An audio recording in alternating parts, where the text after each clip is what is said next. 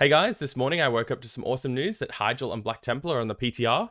So today we're going to be checking out the changes and seeing what's new. So the first thing that stands out to me is the fact that we can raid test SSC and Tempest Keep. So it's quite unusual for them to be raid testing old raids on the PTR, and that's because they've nerfed the absolute shit out of these. So we'll be taking a look at the changes to those two raids soon. We've also got Black Temple and Mount Hyjal. As always, there's a host of small goblins in the middle of chat on the TBC PTR, which sell all the gear from the previous raids, and that allows you to deck your character out for testing the new raids. And I know a question a lot of you guys will be asking in the comments, is there any new gear on the badge vendor? The answer to that is no. However, primal nethers are now purchasable for 10 badges of justice. So this is a pretty huge change to all those people out there trying to craft gear, make weapons, and I think just increasing the availability of primal nethers is a great thing and will make life a lot easier for a lot of people. So one thing that really stood out to me is this blue post. It reads, please be reminded that all bosses in Serpentine Cavern and the Eye will be adjusted to the final nerf state in the weekly reset in each region next week. Additionally, the requirements for attunements for these raids will be lifted at that time. So no longer will you have to attune your alts if you want to do SSC and Tempest Keep. And this is the biggest piece of news about this whole PTR thing, is originally we were expecting end boss nerfs, including Tidewalker. But they've actually gone back on that, and now they are throwing the complete nerf state out on reset, which is a complete surprise to me. As far as I was aware, we were only getting the end boss nerfs. So this is absolutely huge and will change the way that the raid plays and feels vastly. We no longer do not have a current tier raid in its proper difficulty setting. We've got one raid available, two raids, Tempest Keep and SSC, and the only content that we can now do is nerfed. So what does that look like? Let's jump into SSC and take a little look at the differences in health on the mobs. Dev is on the live servers, and I have my priest logged in on the PTR. We're just going to take a quick look at the health. So the Beast Tamer here on live currently has 430k health. On the PTR, it's down to 250k. The Hate Screamer on live has 230k health, and on the PTR, it's down to 143. The Sporebat has 170 on live. On the PTR, it has 107. And the Underdog Colossus has 885,000 health on live, and that's down to 553. So anywhere from 25% to 40% nerfs in health.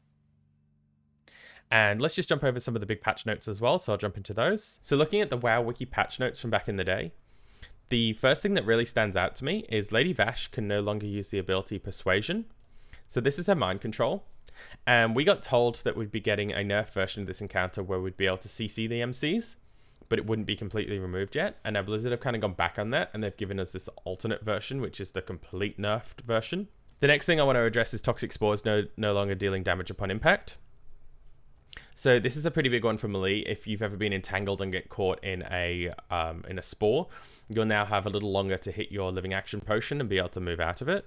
Hydros' damage has also been reduced on top of the health nerf that he's getting, and also his ads have been reduced. Leo's hit points have been reduced, and he's now going to spend less time in his whirlwind phase before shifting into his metamorphosis form. So across the board, there's just nerfs everywhere, like nerf hammer here, there, and everywhere. Just mobs losing health, mobs losing abilities, mobs losing damage output. So moving across into Tempest Keep, the hit points of all non-boss mobs has been reduced. The boss ad should not be affected by this change, but we do know that the Kale advisors have been nerfed. Crystal Force Sentinels can no longer trample, so that's going to reduce melee damage on those trash pulls. Astromancers and Astromorph lasers no longer use the Blast Wave ability, so reducing more damage there.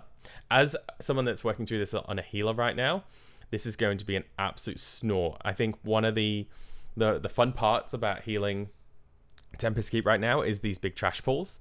I've thoroughly enjoyed them. The damage over time and radius of Strire's Starfall spell has been reduced, so more damage getting pulled out. Just as far as you can see, guys, just nerfs, nerfs, nerfs. Solarian's hit points have been nerfed. Frag bombs have a smaller range. Allah's been reworked. Allah's hit points have been reduced. Arcane resistance will be much more effective against high Astronomer Solarian, so if you're gearing up an alt. So you're probably wondering how I feel about all this. Well, I would kind of like the current raid to be the current raid until it's not. And I think that summarizes my thoughts on this. I am more than fine with these nerfs when Hyjal and BT arrive. So my guild, we can work through the current content, and other guilds that might not be there yet can work through these. I'm also okay if they release these nerfs maybe a week or two out from BT or Hyjal, releasing, but I'd just like more communication from Blizzard. Like, this caught the player base completely off guard. We were not expecting a full raid nerf this week. So it's currently Friday here in Australia, and these will be releasing on Tuesday night. So you've got about 4 days left of normal SSC and TK. And I think that so much of the joy in MMOs is actually working through the content. It's fine to nerf it, but not when it's still current tier. I do understand the partial nerfs that were coming in, and I did agree with the timeline that Blizzard had laid out for us, and just making it a little bit more approachable for guilds that were still working through those. I think the 1 month timeline that they gave us, like, you remember when they pushed back the original nerfs? That was great. So guys, if you're still working on Kayle or Vash, good luck for the last couple days that you've got to get that 10/10 achievement with the pre-nerfed content. I'll see you guys on stream sometime soon for some nerfed content. And thanks for watching, guys. If you haven't watched the deep dive, I'll leave the video on the link to my Kayle video there if you're still working on Kayle, and have a good one.